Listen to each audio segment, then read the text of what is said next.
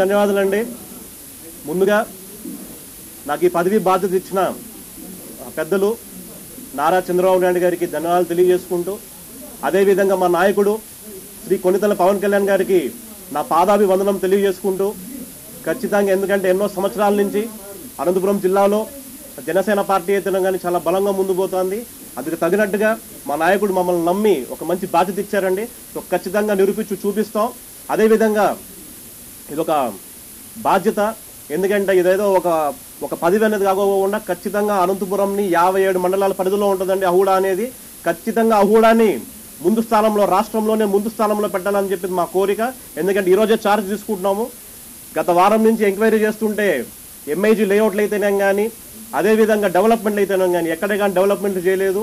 MIG లేఅవుట్లు అయితే 7 దాకా చేస్తే దాంట్లో కొన్ని ప్లాట్లను అమ్మినారు కానీ కస్టమర్స్కి ఎక్కడ కానీ డెవలప్మెంట్ చేయలేదు. ఖచ్చితంగా అనంతపురం జిల్లాలో 57 మండలాల్లో అన్ని ఎంఐజీ లేఅవుట్లు పూర్తి చేస్తాం.